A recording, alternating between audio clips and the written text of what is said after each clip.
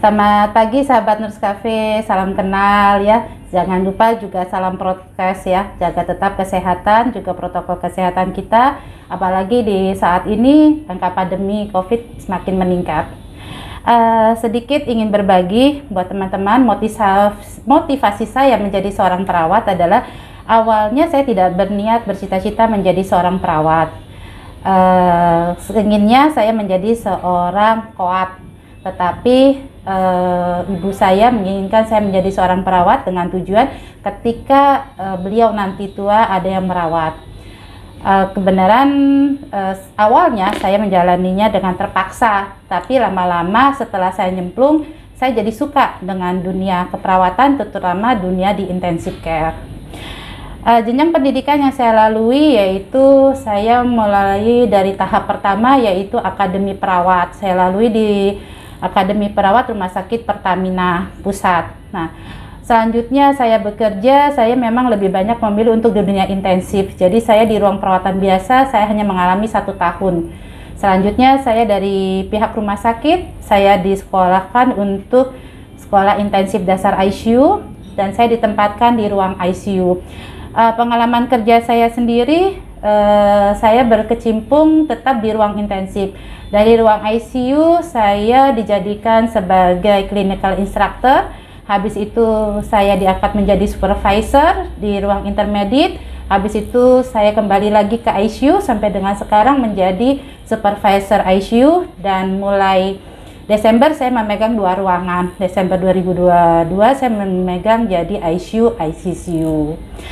Nah, saat ini hal yang paling menarik buat saya adalah dunia intensive care membutuhkan kompetensi khusus, di mana selain critical thinking yang harus kita punya, kita juga harus lebih sabar dan care terhadap pasien, dan yang terpenting adalah teamwork, kerjasama, di mana peran kolaborasi kita dengan profesi lain, baik tenaga medis, tenaga apoteker atau gizi, itu sangat berperan. Jadi tidak ada yang bisa berjalan sendiri. Yang penting adalah kita harus good team.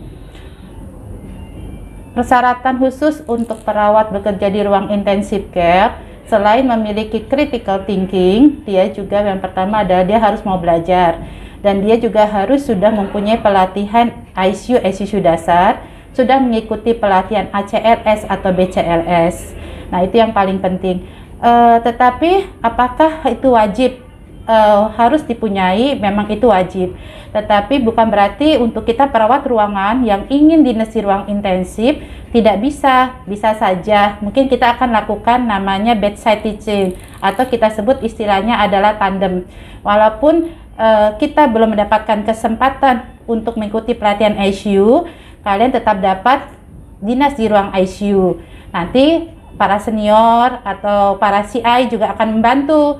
Nah, pada ini ada juga sebagai modal utama buat perawat-perawat yang belum mempunyai pelatihan ICU. Di sini adalah sebagai lahan untuk mereka pengenalan pertama. Ketika mereka sudah mendapatkan pelatihan, akan lebih mudah menyesuaikan dengan materi. Sebenarnya perawatan di ICU, ICCU itu hampir sama dengan perawatan ruangan lain. Kita juga sama-sama harus mempunyai critical thinking yang lebih, tapi di sini kita akan lebih sifat individual ke pasien. Jadi dimana kalau pasien dengan pakai ventilator, otomatis kita akan sepenuhnya merawat itu pasien dari awal sampai akhir itu. Dan kita di sini juga harus mempunyai target bagaimana, apa sih yang harus plan kita rencanakan untuk pasien ini, atau yang kita sebut juga dengan discharge planning. Ini pasien akan berapa lama nih kita harus rawat. Nah, itu kita sebagai perawat ICU, ICCU, kita harus punya target. Target ini apa sih dari perawatan yang bisa kita lakukan supaya tidak menambah length of stay pasien dirawat di ICU, ICCU.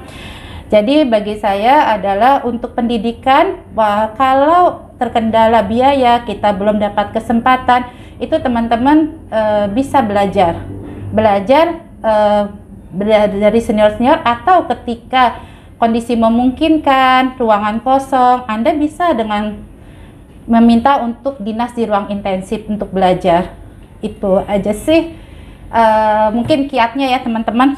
Bagaimana sih kiat sukses untuk dinas di ruang intensif, yang pertama itu kita harus mau belajar, kita harus kerja keras, bersabar, dan yang penting ada kita harus kejar teamwork. Tidak ada ini loh saya, karena di ruang intensif itu yang dinilai ada kerja teamwork.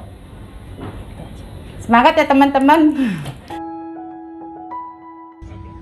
Halo sahabat channel Nescafe, jangan lupa dukung kami dengan cara like, komen, share, subscribe. Terima terima kasih. kasih.